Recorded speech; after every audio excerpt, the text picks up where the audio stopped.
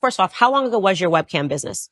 Yeah, so I stopped having any involvement with it, I think 8 to 9 years ago. The last 2 to 3 years I've been making money on OnlyFans from its inception all the way up till now. I'm currently filming this during the COVID pandemic. You may be watching this later on, but right now during the pandemic.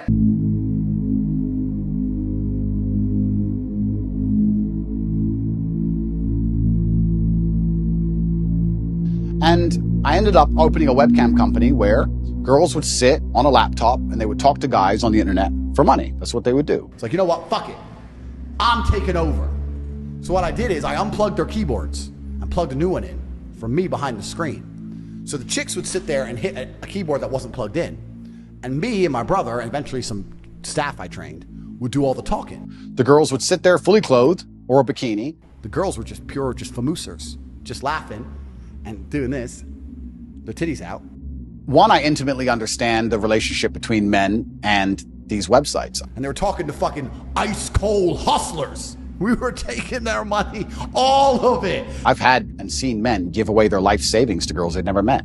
I've watched and I've seen it.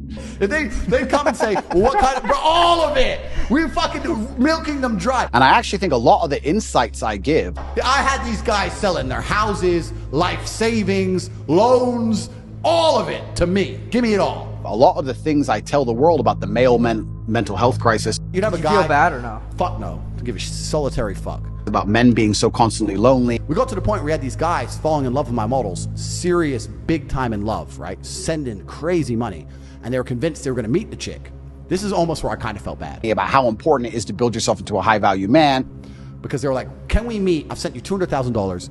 Can we meet? Can we meet? Can we meet? About how money alone is not enough. What was the most that one person sent to a model? Total. Million? Wow. Wow. About a mil in about a year? You don't feel bad at all. Why the fuck would I care? Yeah, I don't feel bad either. So, thank you. I explain all these things. A lot of these are lessons from the webcam days. I saw dudes who had a whole bunch of money, no other attributes, and they ended up on these websites spending hundreds of thousands of dollars because they didn't have anything else. But, so, the girl would be online for 6 or 7 hours, but then when she logged off, was sleeping or whatever, on her WhatsApp, I'd have staff. She was online 24 hours a day. Her WhatsApp, her this. She was famoosing when she was asleep. We were bringing in money from the fucking sky. But this is what the powers that be want. They want to make sure that the male populace is as docile as possible, and they do that with a large array of weapons, and they do that with a web of tools, and I believe that I'm the counter to that, which is the reason I ended up attacked in the first place. And here's, maybe this is a bit bad. Here's where the famoose would start. So it'd be good, like, I had a lot of girls who worked for me, and the best was like the Ukrainians or the Russians. It was amazing. Because they'd get some guy, fall in love, they'd arrange the day to meet, all this shit, Ah, I need a visa. Okay, get a visa. I need money for a visa. Okay, how much is a visa? It's $900. No, but it's not $900 because I went to the embassy. They think I'm a risk, and I need a return flight there and back, and I need a hotel. I need to have spending money in my bank account. They won't let me come. Or how much you need? All right, 10 grand. Boom, it's 10 G's. Boom, bang, thanks. Wow. Go to the embassy, take a picture outside the embassy, boom, come back. They rejected my visa. They said we have to wait 2 weeks. After 2 weeks, they'll give it to me. Okay, baby, boom. 2 more weeks of tips. Boom, boom, boom, boom. Because now he thinks he's going to fuck, right? He thinks he get the girls. So now he's spending more than ever. 2 weeks, 2 weeks, 2 weeks. 2 weeks come. Some other problem. I think I can anticipate the question you're going to ask. How do I reconcile with the fact that I used to produce pornography or degree pornographic content? Now men are writing to you, like, how do I... And now men are trying to escape it. Yeah. Girls are desperately signing up because it's the easy way for them to make money, but without instruction. Pimpin' Ken. A hoe without instruction is headed for self-destruction. So these girls, they don't have a man telling them what to do properly, they're lazy, and they end up making a few bucks, maybe, if that, and they stay on the very, very bottom of the pile. You don't want that. You've bought this course, you want to make your money back, and you want to continue to make money for a long time, so you want your girls to be elite. I'm going to teach you how to do that. Eventually, the girl, what she would do is she'd say, oh, I don't want to go embassy. She'd give a really lame excuse to try and provoke the man to get angry. So she'd say, the embassy want me to come back, but I have a headache. That was the one we'd use. He'd be like, I just sent you $1 million. You promised you were going to come. You said you had to delay. Now you're saying you have a fucking headache and you won't go to your appointment. To make him mad on purpose, because that would annoy any man.